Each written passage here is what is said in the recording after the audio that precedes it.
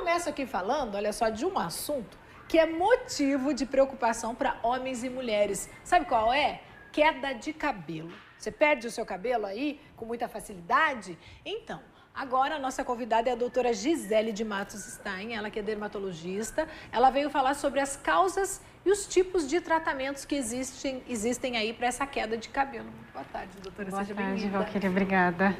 Todos nós estamos sujeitos aí a ter essa queda de cabelo, homens e mulheres? Homens e mulheres. Homens é muito mais comum, né? A gente acha que só homens, as mulheres também. Na verdade, as mulheres são praticamente o principal grupo de pacientes que chega pra gente se queixando de queda de cabelos. Acho que a mulher é mais, ela percebe mais, né? Ela é mais atenta também. Isso mesmo. Então, nos homens, a principal causa acaba sendo a causa genética. E nas mulheres, além da causa genética, existem uma série de outras causas que acabam interferindo no crescimento adequado, Sim. induzindo muitas vezes não só aquela rarefação lenta que a gente vê na calvície, mas quedas abruptas e assustadoras. Ai, né? Por exemplo, assim, as mulheres que têm o hábito de pintar o cabelo, de fazer químicas. Hoje em dia tem aqueles produtos à base de formol, ou pelo menos os derivados, né, desse produto para alisar o cabelo. Isso acaba também danificando a ponto de você perder o seu cabelo, influenciar numa queda mais acentuada? Sem dúvida nenhuma. Os alisantes e a maioria dos que a gente encontra, né, nos salões, infelizmente ainda tem o formol, eles podem ser agressivos não só para a nossa saúde, para as vias aéreas, ele pode ser cancerígeno, mas também pode induzir a queda de cabelos através da quebra do fio.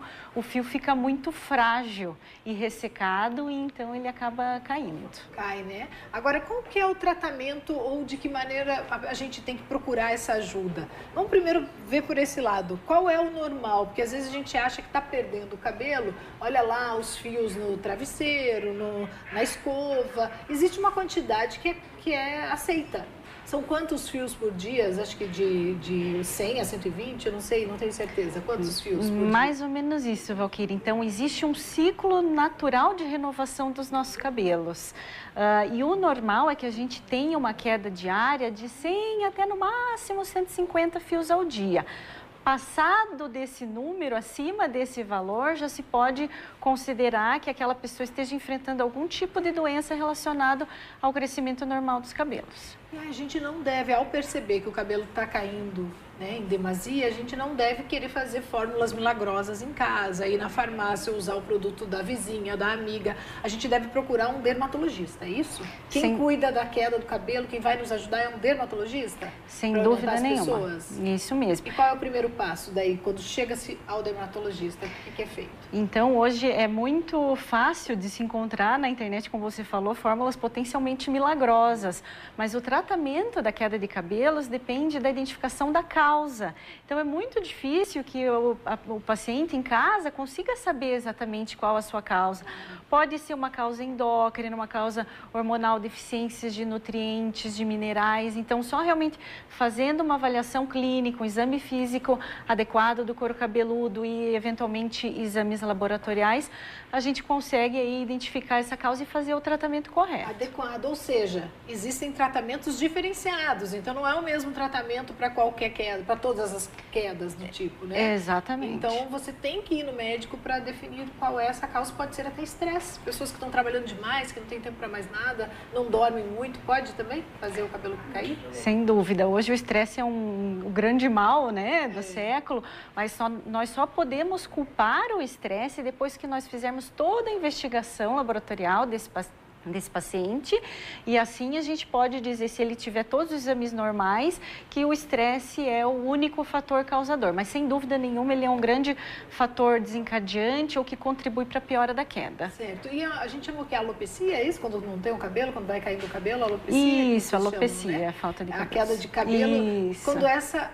queda de cabelo é genética, porque muita gente, né, o pai tem lá suas entradas, tem pouco cabelo, o filho começa a ter. Tem como você brecar isso no caso, ou não adianta quando você já tem essa carga genética, vai ficar careca, vai ficar calvo, não tem jeito, como é que é? O que era importante é a identificação precoce. Então, uma vez que o paciente seja homem ou mulher, porque a mulher também pode ser afetada pela calvície, observou essa diminuição dos cabelos, uma queda acentuada, procure o dermatologista, fazer o diagnóstico precoce, iniciar o tratamento o mais cedo possível. Assim, a gente consegue estabilizar a doença e aumentar o volume desses fios que foram perdidos, melhorar o volume capilar desse paciente. Então é possível fazer alguma coisa, então, porque a pessoa às vezes ela se acomoda, né? Pensa, não, meu pai, meu avô, todo mundo já era careca, eu também vou ficar e deixa. E sendo que a gente tem esse recurso aí. De forma alguma, hoje existem muitos tratamentos que conseguem recuperar os fios perdidos desde que sejam iniciados de forma precoce. Então tem que ficar atento aí, né? Já cedo. Falando nisso, qual que é a idade? Existe uma idade para você começar a perder os cabelos ou não? Mas pelo menos uma idade média que você tem que se atentar?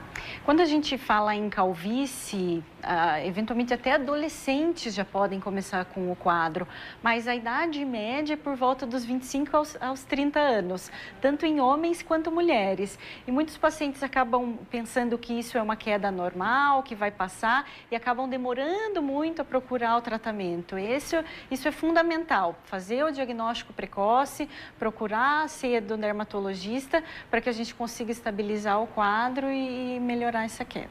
E quando a pessoa faz cirurgia, que ela precisou de anestesia, alguma coisa assim, também diz que tem queda por conta de medicamentos, anestesia forte.